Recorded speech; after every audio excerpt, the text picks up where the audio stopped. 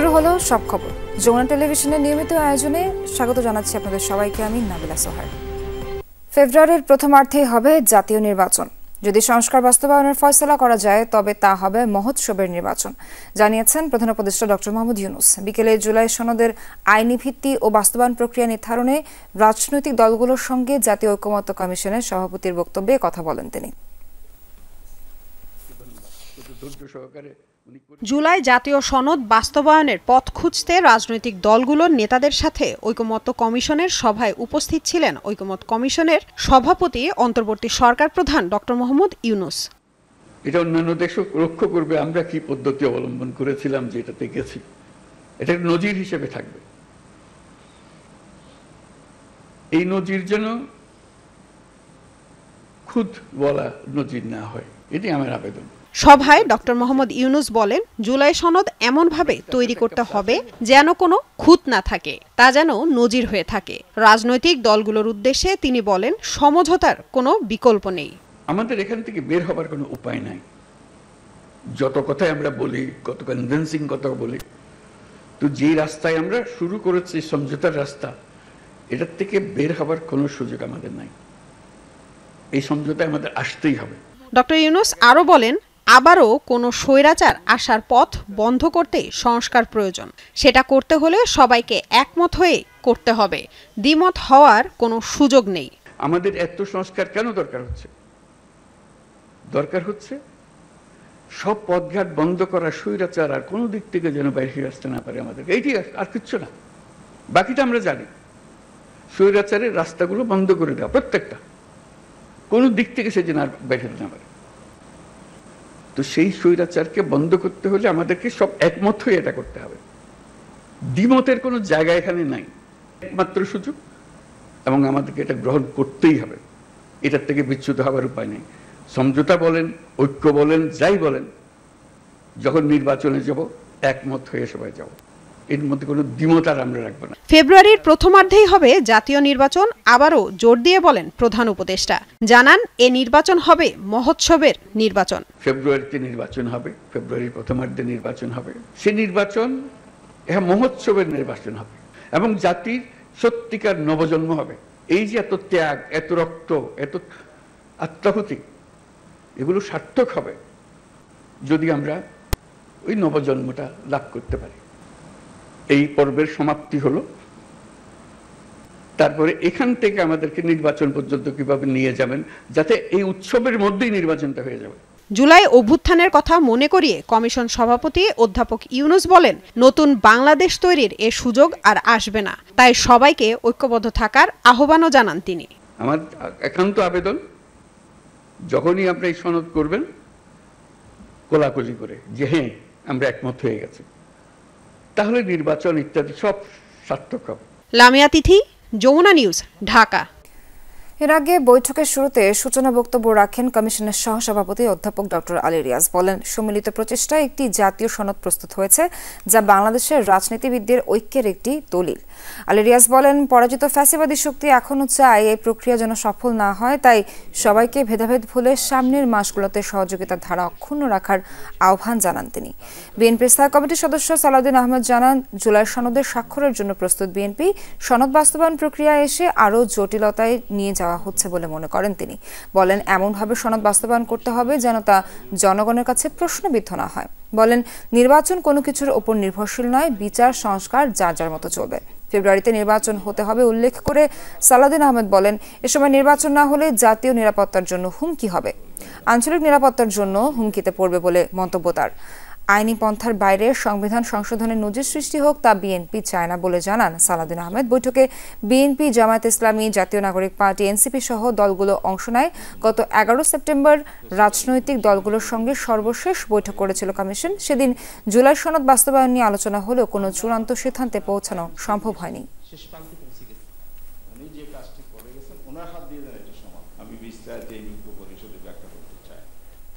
রাজনৈতিক দলগুলোর মধ্যে যে সহযোগিতার ধারা তৈরি হয়েছিল অতীতে, তা সামনের মাসগুলোতে অব্যাহত থেকে অক্ষুণ্ণ রেখে আমরা অবশ্যই একটি চূড়ান্ত পরিণতিতে উপনীত হতে পারব। ন্যাশনের কাছে আমরা এমন কোনো প্রেসিডেন্ট রেখে যেতে চাই না অন্ততপক্ষে হেডেড বাই প্রফেসর ইউনূস, যেটা দুদিন পরে টিকবে না, যেটা দুদিন পরে জুডিশিয়ারিতে নাল এন্ড ভয়েড হয়ে যাবে, যেটা দুদিন পরে চ্যালেঞ্জড হয়ে যেতে পারে।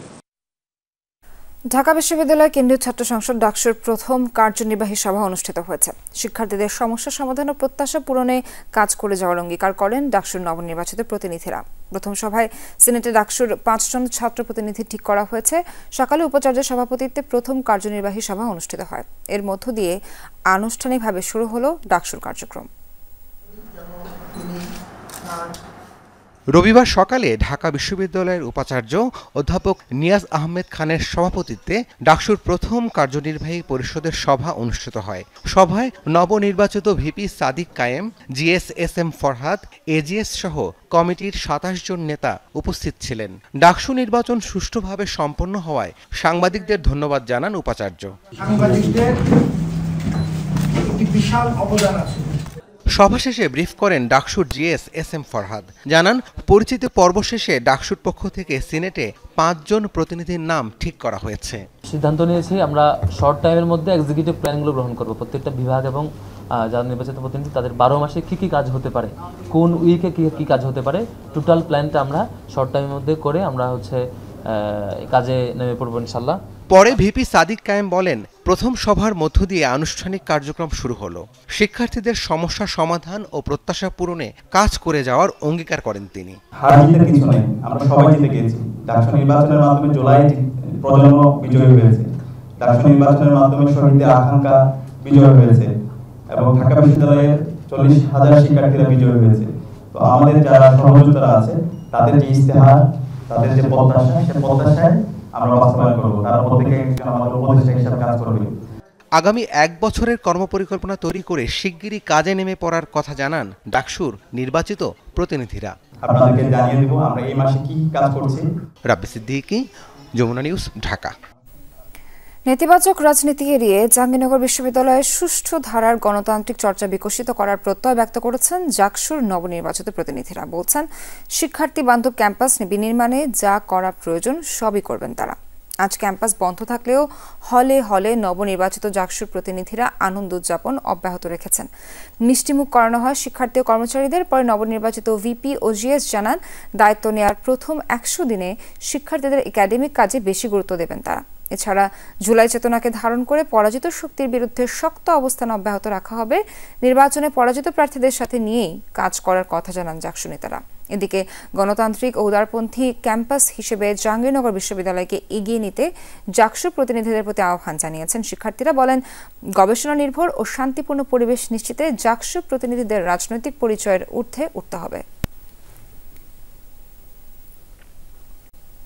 শিক্ষার্থীরা যাতে তাদের গবেষণা কার্যে এবং শিক্ষক যারা আছেন যারা বিভিন্ন গবেষণা করতে চান যাতে সুযোগ সুবিধাটুকু পান। আধুনিকতার সাথে তাল মিলে পুরো বিশ্ববিদ্যালয়কে একটি অটোমেশন আওতায় নিয়ে আসা, যাতে শিক্ষার্থীরা ঘরে বসে তাদের সেই সর্বোচ্চ সুযোগ সুবিধাটুকু ভোগ করতে পারেন। জুলাইয়ে যারা হামলাকারী ছিল তাদের বিচারটাকে নিশ্চিত করা, এই ক্যাম্পাসটাকে আরও নিরাপদ এবং এই ক্যাম্পাসটাকে আরও সহিষ্ণু ক্যাম্পাস গড়ে তোলা, সেই জায়গাটা আমাদের মূল ফোকাস থাকবে। যতটুকু যৌক্তিক জায়গা রয়েছে সমাধান করা, সেই জায়গাগুলো অ্যাড্রেস করবো এবং একই সাথে আমরা আসলে এই ক্যাম্পাসের সার্বিকভাবে গণতান্ত্রিক একটা পরিবেশ তৈরি ফিরিয়ে আনবো বলে আমরা শুরুর দিকে মনে করছি। রাজশাহী বিশ্ববিদ্যালয়ের ছাত্র সংসদ ডাকসু নির্বাচনের চূড়ান্ত প্রার্থী তালিকা প্রকাশ ও ব্যালট নম্বর দেওয়ার কার্যক্রম চলছে। সিনেট ভবনে লটারির মাধ্যমে প্রত্যেক প্রার্থীর পদে বিপরীতে ব্যালট নম্বর দেওয়া হচ্ছে। এরপর থেকেই শুরু হবে প্রার্থীদের আনুষ্ঠানিক প্রচার। নির্বাচন কমিশন জানায়, ২ ভিপি সহ ১৪ জনের প্রার্থিতা প্রত্যাহারের পর এখন পর্যন্ত ডাকসুতে প্রার্থী রয়েছেন ২৪৯ জন। এর মধ্যে ভিপি পদে ১৮ জন, জিএস পদে ১৪ আর এজিএস পদে ১৬ জন রয়েছেন। আগামী ২৫ সেপ্টেম্বর ডাকসু নির্বাচন ঘিরে এখন পর্যন্ত ৯টি প্যানেল ঘোষণা করা হয়েছে। মোট ভোটার রয়েছেন ২৮,৯০৫ জন। অনিয়ম জালিয়াতি করে বিশ্ববিদ্যালয় কর্তৃপক্ষ ডাকসুতে একটি নির্দিষ্ট সংগঠনকে জয়ী করেছে, এমন মন্তব্য করেছেন বিএনপির সিনিয়র যুগ্ম মহাসচিব রুহুল কবির রিজভী। দুপুরে রাজধানীর কাকরাইলে ডিপ্লোমা ইঞ্জিনিয়ার্স ইনস্টিটিউটে এক অনুষ্ঠানে এমন মন্তব্য করেন তিনি। অভিযোগ করেন, সরকারের একটি অংশ জামায়াতের পৃষ্ঠপোষক। তাদের যোগ সাজশে ঢাকা বিশ্ববিদ্যালয়ের উপাচার্য উদ্দেশ্যমূলকভাবে একচেটিয়া ফলাফল দিয়েছে। প্রশ্ন তোলেন জাকসুর ব্যালট পেপার একটি দলের সঙ্গে সম্পৃক্ত ব্যক্তির প্রতিষ্ঠান থেকে ছাপানো নিয়েও রিজভী আরও বলেন, বিভিন্ন এলাকায় নির্যাতনকারী আওয়ামী লীগের নেতাকর্মীরা জামায়াতে যোগ দিচ্ছে। জাতীয়তাবাদী শক্তিকে দমন করতে গভীর নীল নকশা হচ্ছে বলে শঙ্কা প্রকাশ করেন তিনি। বিএনপির এ নেতা আরও বলেন, দেশে যে শক্তির উত্থান ঘটছে তা গণতন্ত্র ও ধর্মপ্রিয় মানুষের জন্য বিপজ্জনক।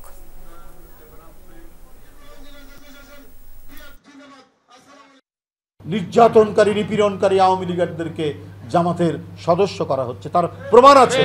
আপনি জালিয়াতি না বললেও এটা একটা বিশ্ববিদ্যালয়ের কর্তৃপক্ষের সামগ্রিক মেকানিজম, যাতে একটি ছাত্র সংগঠনকে বিজয়ী করা যায়। সরকারের একটা বিরাট অংশ এদেরকে প্যাট্রোনাইজ করছে। 16টা বিশ্ববিদ্যালয়ে জামাতের ভাইস চ্যান্সেলর হয় কি করে, এবং তার ফলাফল আমরা দেখতে পাচ্ছি এই নির্বাচনের মধ্যে। কালার, টেক্সচার, ডিজাইন ও থিকনেসের বিশাল রেঞ্জ থেকে বেছে নিন আপনার সুপারবোর্ড। সুপারবোর্ড, সব বানানোর বোর্ড। বৈরী আবহাওয়াতেও থেমে নেই সংসদীয় আসন বিন্যাসের প্রতিবাদ কর্মসূচি। আজ সকাল থেকে ফরিদপুরের ভাঙ্গায় মহাসড়ক ও রেলপথ অবরোধ করে স্থানীয়রা। এতে বন্ধ হয়ে যায় ভাঙ্গা হয়ে ঢাকার সাথে 21 জেলার যান চলাচল। পদ্মা হয়ে দক্ষিণবঙ্গের সাথে ট্রেন চলাচল অবরোধের কারণে বন্ধ হয়ে পড়ে। আসন পুনর্বিন্যাসের প্রতিবাদে পাবনার বেড়ায় হয়েছে সকাল সন্ধ্যা হরতাল। অন্যদিকে বাগেরহাটে 4টি সংসদীয় আসন পুনর্বহালের দাবিতে বিক্ষোভ হয়েছে। মেঘলা আকাশ, সকাল থেকেই চলছে বৃষ্টি, এর মাঝেই সরব এই জনপদ। বৈরী আবহাওয়াতেও মহাসড়ক অবরোধ করে চলে সংসদীয় আসন পুনর্বিন্যাসের প্রতিবাদ। ফরিদপুর 4 আসন থেকে ভাঙ্গার আলগি ও হামিরদি ইউনিয়নকে 2 আসনের অন্তর্ভুক্ত করার প্রতিবাদ চলছে গেল কয়েকদিন ধরেই। সেই ধারাবাহিকতায় আজও ঢাকা খুলনা ও ঢাকা বরিশাল মহাসড়কের বিভিন্ন পয়েন্ট অবরোধ করে এলাকাবাসী। এতে বন্ধ হয়ে যায় ভাঙ্গা হয়ে ঢাকার সাথে 21 জেলার যান চলাচল।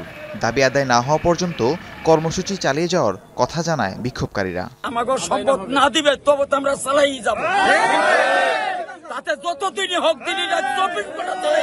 ভাঙ্গার মাটি ছাড়বো না, নগরকান্দা যাব না।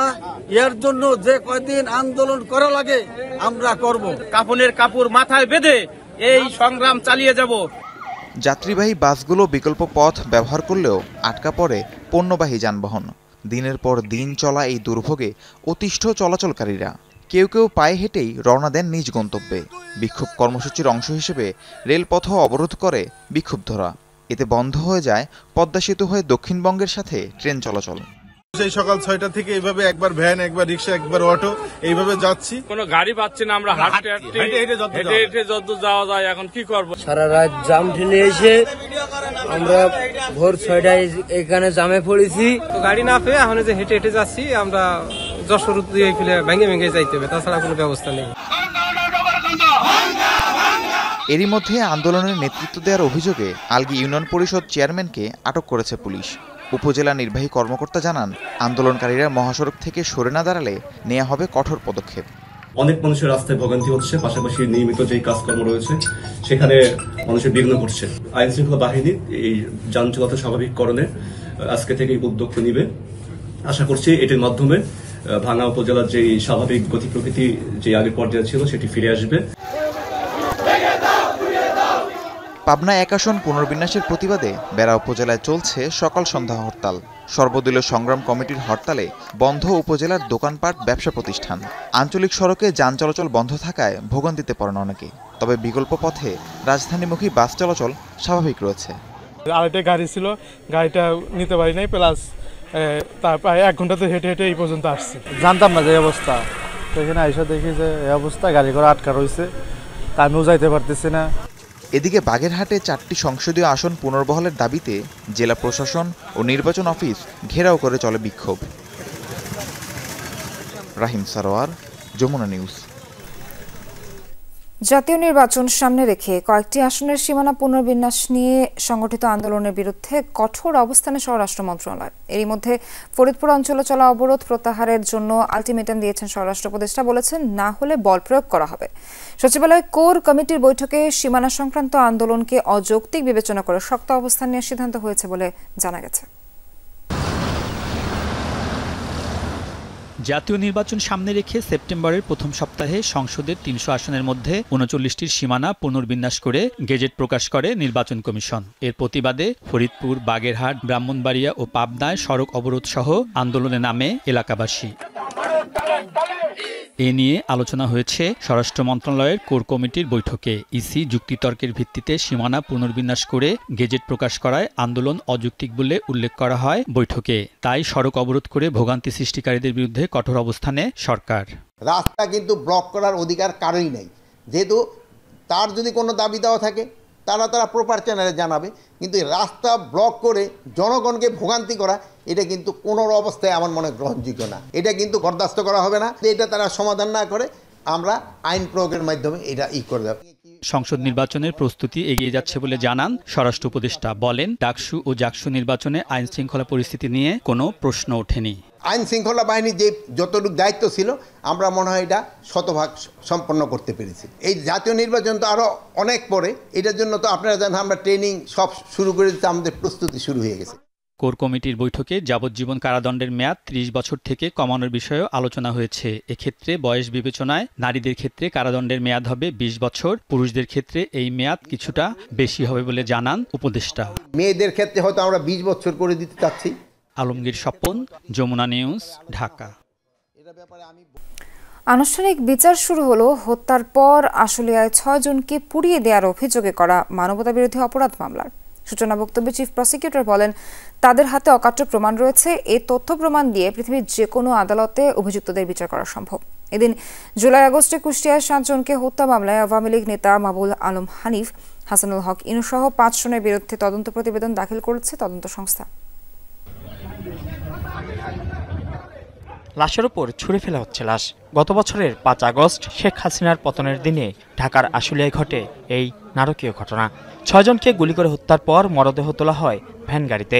পরে পাশে থাকা মোটরসাইকেলের পেট্রোল নিয়ে এসে ধরিয়ে দেওয়া হয় আগুন। প্রসিকিউশন বলছে, তখনও জীবিত ছিলেন একজন, তাকেও পুড়িয়ে হত্যা করা হয়। তদন্ত রিপোর্ট, আনুষ্ঠানিক অভিযোগ গঠন সহ সব আইনি প্রক্রিয়া শেষে রোববার শুরু হয় এই মামলার বিচার। এদিন সূচনা বক্তব্য উপস্থাপন করেন চিফ প্রসিকিউটর।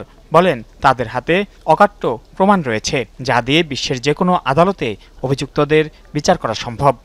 আমরা যেটা বলেছি যে আমাদের কাছে যে ধরনের এভিডেন্স আছে সেগুলো কোনো বিচ্ছিন্ন এভিডেন্স নয়, এগুলো অকাট্যভাবে প্রমাণ করার মতো একটা অকাট্য প্রমাণ শৃঙ্খল, যার মাধ্যমে আমরা এই বিচারটাকে অত্যন্ত স্পষ্টভাবে প্রমাণ করতে পারবো এবং দুনিয়ার যে কোনো আদালতেই যাওয়া হোক না কেন এই সাক্ষ্য প্রমাণের ভিত্তিতে অপরাধীদের সাজা নিশ্চিত করা সম্ভব।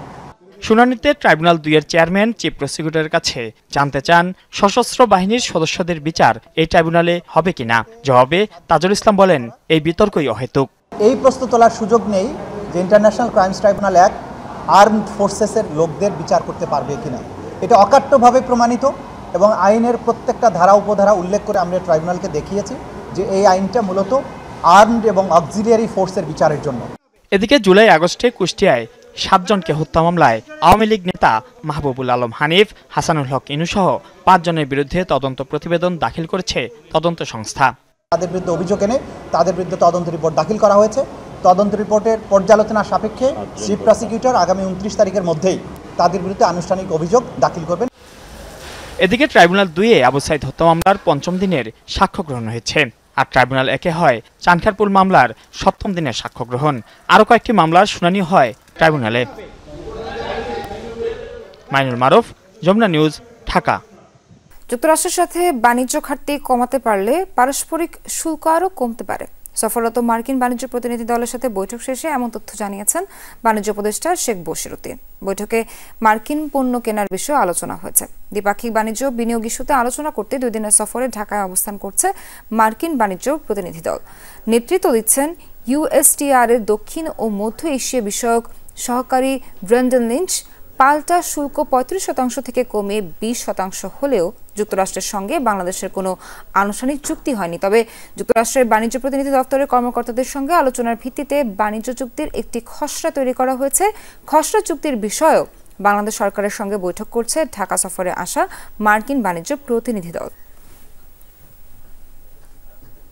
15 স্পেসিফিক কোনো আলোচনা হয়নি। আমরা যেটা বলেছি যে আমাদের যে বাণিজ্য ঘাটতি হ্রাসের পরিপ্রেক্ষিতে আমাদের যে তাদের শুল্ককে নিম্নমুখী পুনর্বিবেচনার জন্য ওনাদেরকে আমরা অনুরোধ জানিয়েছি এবং ওনারা আমাদেরকে আশ্বাস দিয়েছেন যে আমাদের যদি নিম্নমুখী মানে যে ঘাটতির যে নিম্নমুখী যে উদ্দেশ্য আমাদের সেই উদ্দেশ্য সাধন করতে পারলে আমরা আশা করতে পারি যে আল্লাহর রহমতে আমাদের শুল্ক হ্রাসের সম্ভাবনা রয়েছে।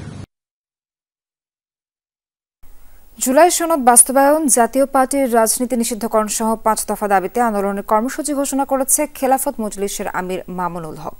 সকালে রাজধানী পুরানা পল্টনে দলীয় কার্যালয়ের সংবাদ সম্মেলনে তিনি এসব কর্মসূচির ঘোষণা দেন। বলেন, জুলাই ঘোষণাপত্রের মতো জুলাই সনদকেও কাগজে অকার্যকর লেখায় পরিণত করা যাবে না।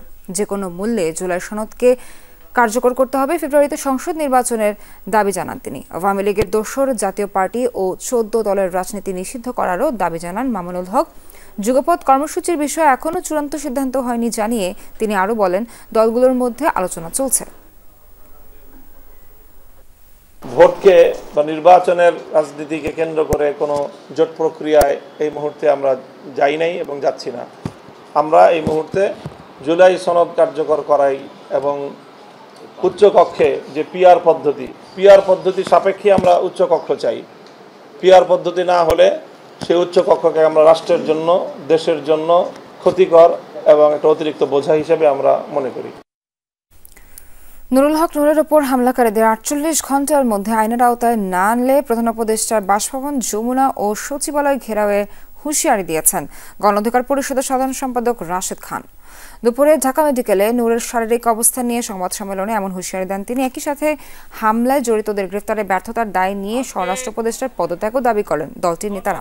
জানান, নূরকে আরও কিছুদিন হাসপাতালে থাকতে হবে। গণ অধিকার পরিষদ সভাপতিকে বিদেশে উন্নত চিকিৎসার ঘোষণা দিয়েও সরকার টালবাহানা করছে অভিযোগ করেন নেতারা। জানান, দেশেই চিকিৎসা করাবেন নূর। প্রয়োজনে দল এবং পরিবারের পক্ষ থেকে তাকে বিদেশের চিকিৎসার জন্য পাঠানো হবে। স্বরাষ্ট্র উপদেষ্টা এই ঘটনার সাথে সম্পৃক্ত, যে কারণে স্বরাষ্ট্র উপদেষ্টাকে এই ঘটনার দায় নিয়ে অবশ্যই পদত্যাগ করতে হবে। অন্যথায় 48 ঘন্টা পরে যদি গণ অধিকার পরিষদের নেতাকর্মীরা সচিবালয় কিংবা যমুনা ঘেরাও করে, এর পুরোপুরি দায় বর্তাবে সরকারের উপরে। রংপুরে প্রাণী সম্পদ বিভাগের এক কর্মশালায় ভার্চুয়াল প্রেজেন্টেশনে বঙ্গবন্ধু ও শেখ হাসিনার ছবি থাকা নিয়ে ক্ষোভ দেখা দেয়। এ সময় উপস্থিত ছিলেন মৎস্য ও প্রাণী সম্পদ উপদেষ্টা ফরিদ আক্তার। দুপুরে পশুপালন ও দুগ্ধ উন্নয়ন প্রকল্পের বিভাগীয় অগ্রগতি পর্যালোচনা কর্মশালায় ঘটনা ঘটে। ভার্চুয়াল প্রেজেন্টেশনে বঙ্গবন্ধু শেখ হাসিনার ছবি প্রদর্শিত হলে হইচই শুরু হয়। পরে উপদেষ্টা ফরিদ আক্তার বলেন, এটি গ্রহণযোগ্য নয়। ফ্যাসিবাদ হটলেও তার অনেক রূপ এখনো বিদ্যমান, যার প্রতিফলন বিভিন্ন সময় দেখা যায়। সাবেক স্বরাষ্ট্রমন্ত্রী লুৎফুজ্জামান বাবু কথা বলছেন, আমরা সরাসরি যাচ্ছি তার বক্তব্যে। ইনশাআল্লাহ দ্রুত ফিরত আসবে, আপনি দোয়া করবেন। আল্লাহ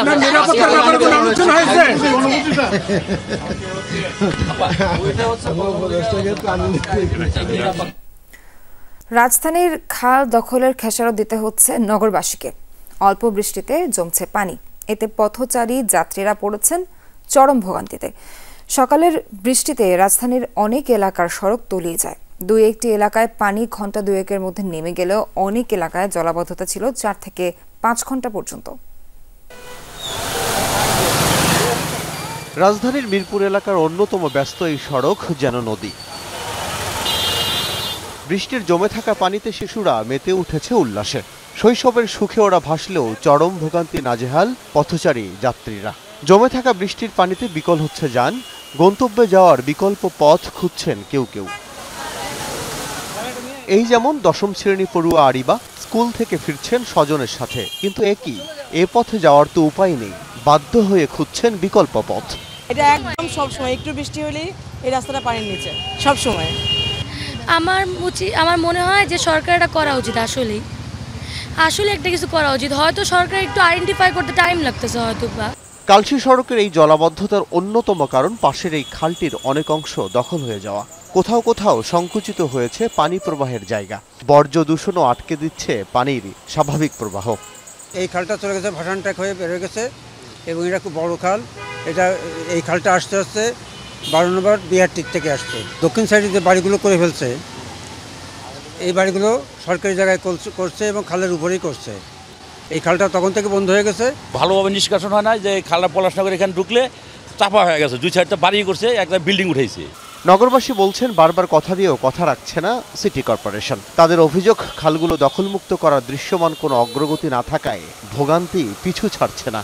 আতঙ্কে থাকি, রাস্তার সাইড দিয়ে হাঁটতে গেলে দেখা গেছে মান হলে ডাক না, বাই চান্স আমরা দেখতে পাই না, পা ফসকে যে একটা অ্যাক্সিডেন্ট হওয়ার দুর্ঘটনা হওয়ার সম্ভাবনা থাকে। ঢাকনাটা খোলা আছে, ওইটা যদি ভয় পাচ্ছিলাম যে ওই যে কিছুদিন আগে একটা লোক মারা গেছে না, একটা মহিলা মারা গেছে, ওইটার ভয় পাচ্ছিলাম। আমাদের এলাকাবাসীদের জন্য এটা খুব একটা বড় দুর্ভোগ। ঠিক আমরা রাস্তা পার হতে পারি না, এখানে বাজার আছে, মানুষজন বাজারে আসতে পারে না। দিনভর উত্তরা, শেওড়াপাড়া, কাজীপাড়া, শান্তিনগর, নিউ মার্কেট এলাকা সহ অনেক এলাকাতেই এমন জলাবদ্ধতা দেখা গেছে। আল আমিনা কহন, যমুনা নিউজ, ঢাকা। রিটার্ন জমার ঝামেলা এড়াতে মানুষ কর আইনজীবীদের সেবা নেয়, কিন্তু সেখানেও হয়রানি থেকে মুক্তি নেই। অনেক করদাতাকে আজকে আসো কালকে আসো বলে ঘোরানো হয়, এমন মন্তব্য করেছেন অর্থ উপদেষ্টা ডক্টর সালেউদ্দিন আহমেদ। সকালে এনবিআর এর নতুন সফটওয়্যার উদ্বোধন করেন তিনি। দেশে এই মুহূর্তে আয়কর নিবন্ধন আছে 50 লাখ মানুষের, রিটার্ন জমা দেন 30 লাখের কিছু বেশি। নিয়মকানুনের মারপ্যাচ এড়াতে করদাতাদের 70 ভাগই আয় ব্যয়ের হিসাব জমা দেন উকিলের মাধ্যমে। সাধারণ বেতনভুক্ত হলে 2 থেকে 5,000 টাকা পর্যন্ত নেন একজন ট্যাক্স লয়ার। ব্যবসায়ী বা উচ্চ আয়ের করদাতাদের ক্ষেত্রে এই খরচ 10 থেকে 20,000 টাকা বা তারও বেশি। এক্ষেত্রে অনেক সময় মিলে হয়রানির অভিযোগও। তৃতীয় পক্ষের মাধ্যমে রিটার্ন জমার ঝুঁকি এড়াতে রোববার ট্যাক্স রিপ্রেজেন্টেটিভ ম্যানেজমেন্ট সফটওয়্যার চালু করে জাতীয় রাজস্ব বোর্ড এনবিআর। বলা হচ্ছে এর মাধ্যমে কর আইনজীবীদের জন্য সেবা দেওয়া সহজ হবে, কমবে নথি জটিলতা। কমার্শিয়াল ব্যাংকগুলোর সাথে আমাদের সিস্টেমটা কানেক্ট করে দেব। আপনি যখন আপনার ক্লায়েন্টের রিটার্ন ফিল আপ করতে যাবেন, আপনার ক্লায়েন্টের ব্যাংকে কত টাকা জমা আছে, মুনাফা কত পেয়েছে, ট্যাক্স কত পেয়েছে, এটা তার রিটার্নে এসে ফিল আপ হয়ে যাবে, অটো ফিল আপ। আমার অফিসাররা দেখবে না। তাতে যেটা হবে যে আপনার ভুলভ্রান্তি কমে যাবে, এবং আমাদেরও যে অনেক ট্যাক্স পেয়ার আছে অনেক কিছু দেখাতে চান না, ফাঁকি দেন, সেই ফাঁকি ঝুঁকির পরিমাণটা কমে যাবে। সিস্টেমের উদ্বোধন করে অর্থ উপদেষ্টা বলেন, যত বেশি সম্ভব খাতে ডিজিটাল কার্যক্রম চালু করে যেতে চায় অন্তর্বর্তী সরকার। আপনি যদি এক্সপিডাইট করেন, ক্লায়েন্ট যদি সার্ভিস দেন, ডেফিনেটলি আপনি ইনকামও কমার কথা না, তাই না? বরং ঘুরিয়ে টুরিয়ে অনেকদিন পরে টেবিলের নিচে দিয়ে টাকা পয়সা নিয়ে যাচ্ছে, ওরকম রিলাক্টেন্টলি দিতে চাইবে, কিন্তু আপনি এফিশিয়েন্টলি দিয়ে দেন, তখন কিন্তু খুব এসে হয়, লোকজন তখন মাইন্ড করবে না। এ সময় কর আইনজীবীদের গ্রাহক হয়রানি না করার অনুরোধ করেন অর্থ উপদেষ্টা। সদিচ্ছার ব্যাপার আছে, এফোর্টের ব্যাপার আছে, এগুলির মধ্যে যদি আমরা কিছুটা বাংলাদেশে আশার আলো দেখাতে পারি মানুষকে, সার্ভিস সেক্টরে সবচেয়ে বেশি সেবার ব্যাপার, এত লোকজনকে ঘোরানো হয়, আমি নিজেও তো অনেক সময়। রাজস্ব বোর্ড জানায়, আগামী অর্থ বছরে সব ধরনের কর্পোরেট ট্যাক্স অনলাইনে জমা দেয়া বাধ্যতামূলক করা হবে। তৌহিদ হোসেন, যমুনা নিউজ, ঢাকা। নতুন টেলিকম পলিসিকে ঝুঁকিপূর্ণ এবং বিনিয়োগ বিরোধী অভিহিত করে অবিলম্বে তা পুনর্বিবেচনার দাবি জানিয়েছে টেলিকম খাতের স্থানীয় উদ্যোক্তারা। অন্যথায় বিতর্কিত পলিসি বাতিলে নেওয়া হবে আইনি পদক্ষেপ। সকালে রাজধানীতে আয়োজিত এক সেমিনারে তারা বলেন, নীতিমালা প্রণয়ন প্রক্রিয়ায় স্বচ্ছতা ও নিরপেক্ষতার অভাব রয়েছে, যথাযথভাবে বিবেচনায় নেওয়া হয়নি অংশীজনদের মতামত। নতুন টেলিকম পলিসি দেশি উদ্যোক্তাদের অস্তিত্বের প্রশ্ন শীর্ষক সেমিনারের আয়োজন করে টেলিকম রিপোর্টারদের সংগঠন টিআরএনবি। অংশ নেন দেশের সকল আইএসপি, আইজিডব্লিউ, আইসিএক্স এবং আইআইজি সহ স্থানীয় বিনিয়োগকারীরা। সারা দেশে যে আমাদের ছোট ছোট দেশি উদ্যোক্তারা বলেন, দেশি উদ্যোক্তাদের বঞ্চিত করে বিদেশি স্বার্থকে প্রাধান্য দিতেই এই পলিসির অনুমোদন দেওয়া হয়েছে।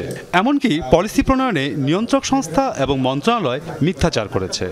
বেশ তড়িঘড়ি করে এই পলিসিটাকে অ্যাপ্রুভ করা হয়েছে এবং এটা মনে হচ্ছে যে there is a political objective behind it. বিদেশি বিশেষ গোষ্ঠীকে এক চিটকায় সুবিধা দেওয়ার এবং তাদের হাতে কন্ট্রোল তুলে দেওয়ার একটা রিস্ক তৈরি হয়েছে।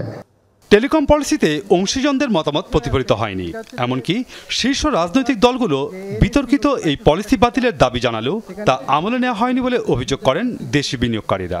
বৃহৎ একটি রাজনৈতিক দল তারাও কিন্তু এই পলিসি নিয়ে একটি মিট দ্য প্রেস তারা মনে করেছিলেন এবং তারাও কিন্তু এইখানে অসঙ্গতির বিষয়গুলোকে তারাও কিন্তু তুলে ধরেছিলেন। দেশীয় যে সেক্টর এটা ধ্বংস করারই একটা পলিসি এবং এটা মুষ্টিমেয় কিছু অপারেটরদের হাতে তুলে দেওয়ার পলিসি এবং এখানে কারা এই চক্রান্তের সাথে সামিল এটা কিন্তু ভবিষ্যতে তারা কিন্তু প্রশ্নের মধ্যে পড়বেন।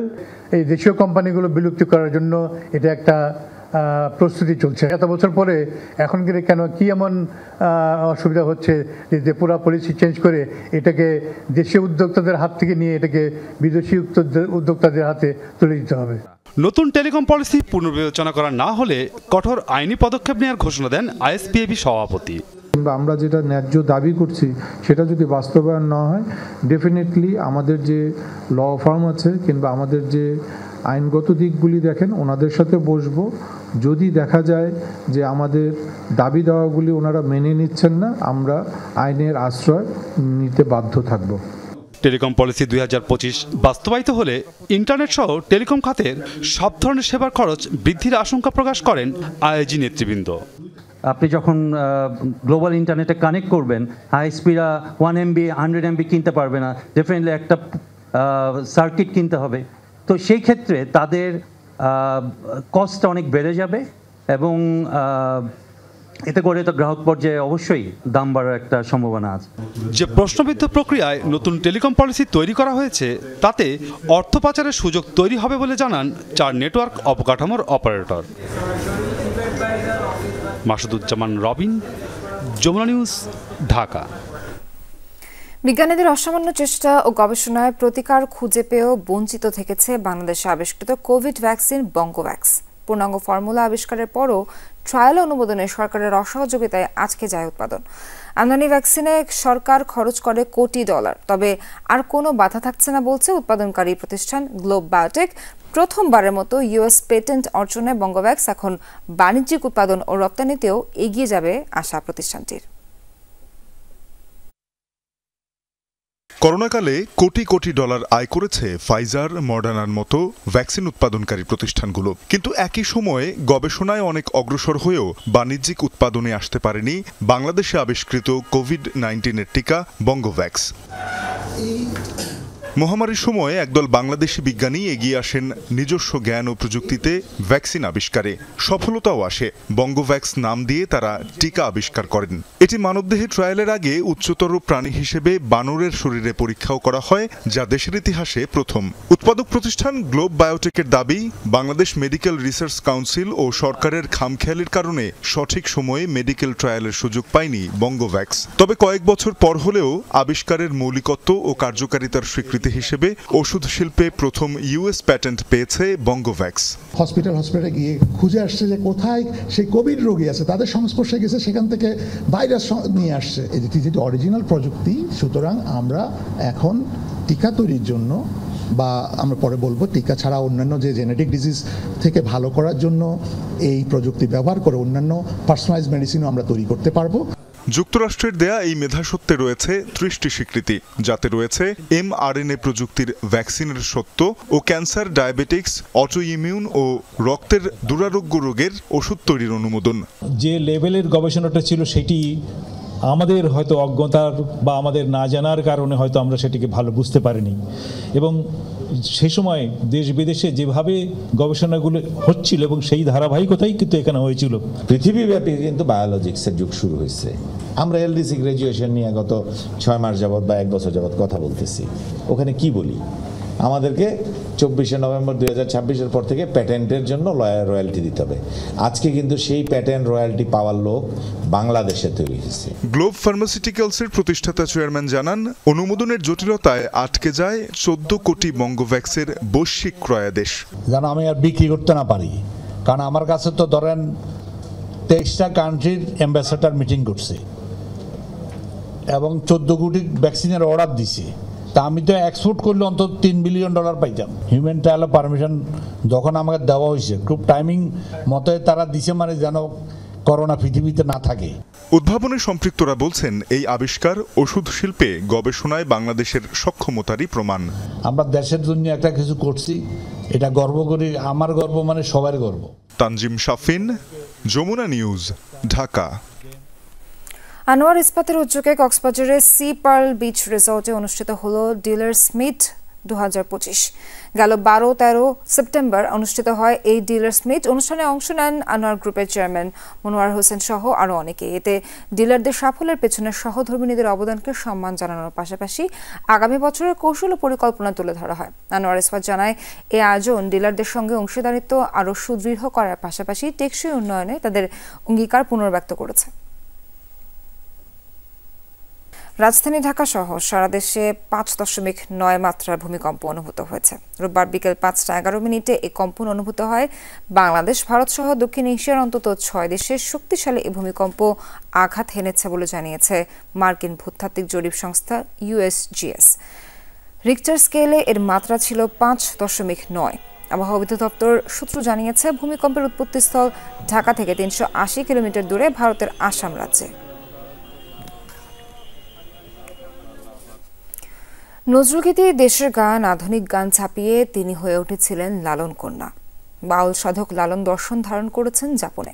বলা যায় তাকে নাগরিক বাউল। বাস্তবতায় সমাপ্ত হলো বর্ণিল সে অধ্যায়। দীর্ঘদিন অসুখে ভুগে মৃত্যুর কাছে হার মানলেন তিনি। তবে শেষ বিদায়ে স্বজন থেকে সহকর্মী সবাই ছিলেন শোকস্তব্ধ একজন ফরিদা পারভিনকে হারিয়ে।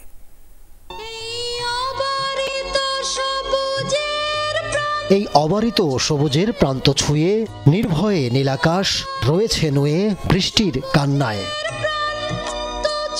শেষ বিদায়ের সাক্ষী হতে শহীদ মিনারে তার চেনা অচেনা মুখের ভিড়। কেউ কি করছে মল্লিকাদির খোঁজ? উড়ে যাওয়া পাখিকে ধরবে কে? তবু উড়ে গেছে তার প্রাণ পাখি। শোকস্তব্ধতাতে অগণিত অনুরাগী। আমরা একজন বাংলাদেশের একটা সম্পদকে আমরা হারালাম। বিশেষ অবদান ওনার অবশ্যই আছে, আপনারা সবাই জানেন সেটা, যে আমাদের গুরুমার কি অবদান লালন সাইজির গানকে বিশ্বে প্রচার করার জন্য। ওনার ক্ষতি কখনো আর পূরণ হবার নয়। ওনার শিষ্য হিসেবে ওনার দিক নির্দেশনা অনুযায়ী ওনার অচিন পাখি একাডেমিকে সাথে নিয়ে ওনার দেখা যে স্বপ্ন ছিল সেগুলো বাস্তবায়নের চেষ্টা করব। জীবন ও শিল্প সঙ্গীর বাঁশির সুর কে শুনবে আর? এমন যুগলবন্দির হয়তো মিলবে না দেখা। মানে সারা পৃথিবীর কোনো গান আর মিউজিক এটা যুগল হয়নি কখনো। চেষ্টা করেছে বহু। যেটা লালনের গান, ফরিদা পারভিনের বাঁশি, গাজী আব্দুল হাকিমের বাঁশি ক্লিক করেছিল। হয় আমাকে ছেড়ে দিতে হবে, তা নাহলে আমার তার স্মৃতি আঁকড়ে আরও বেশি করে বাজাতে হবে, তার যাতে তার মানে সে যাতে তার ওপারে বসে যাতে তৃপ্তি পায় যে না আমার হাকিম তো বাঁশিটা বাজাচ্ছে এখনো। সকালে শহীদ মিনারে শ্রদ্ধা নিবেদন শেষে ফরিদা পারভিনের মরদেহ নেওয়া হয় ঢাকা বিশ্ববিদ্যালয় মসজিদে। দুপুরে জানাজা শেষে তার গন্তব্য কুষ্টিয়ায় বাবা মার কবরের দিকে, যেখানে তার শেষ ঠিকানা। বিদায় লালন কন্যা ফরিদা পারভিন। আহমেদ তাওকির, যমুনা নিউজ, ঢাকা। ক্রিকেটে আরও এক সুপার সানডে। এশিয়া কাপের সবচেয়ে হাই ভোল্টেজ ম্যাচে কিছুক্ষণ পর মুখোমুখি হচ্ছে দুই চিরপ্রতিদ্বন্দ্বী ভারত পাকিস্তান। রাজনৈতিক উত্তাপ পেরিয়ে মাঠের লড়াইয়ে জিততে চায় দুদলই। দুবাইয়ে এই মহরণ শুরু আজ রাত 8:30টায়। আন্তর্জাতিক ক্রিকেটে ভারত এবং পাকিস্তান শেষ লড়াইটা হয়েছিল গত বছর টি20 বিশ্বকাপে। ভারতের 6 রানে জেতা নিউ ইয়র্কের শ্বাসরুদ্ধকর সে ম্যাচের 1 বছর 3 মাস পর আবার মুখোমুখি দুই চিরপ্রতিদ্বন্দ্বী। এবারের সুপার সানডেতে থাকছে ভিন্ন আমেজ। শেষ টি20 সাক্ষাতের পর দুই দলেই অনেক বদল এসেছে। রোহিত শর্মা, বিরাট কোহলিরা যেমন ভারতের হয়ে আর খেলেন না, তেমনি পাকিস্তান দল থেকে বাদ পড়েছেন বাবর আজম, মোহাম্মদ রিজওয়ানের মতো তারকারা। এবারের এশিয়া কাপে দুদলেরই হয়েছে উড়ন্ত সূচনা। আরব আমিরাতকে 9 উইকেটে হারিয়ে 10-এর ওপর পজিটিভ রান রেট নিয়ে গ্রুপ এ শীর্ষে ভারত। পাকিস্তানও শুরু করেছে ওমানকে বড় ব্যবধানে হারিয়ে। আন্তর্জাতিক টি20তে 13 বারের দেখায় মাত্র 3 বারই জয়ের স্বাদ পেয়েছে পাকিস্তান। বাকি 10 ম্যাচেই ছিল ভারতের আধিপত্য। দর্শক, এখানে এখনকার মতো শেষ করছি সব খবরের আয়োজন। সঙ্গে থাকার জন্য ধন্যবাদ সবাইকে।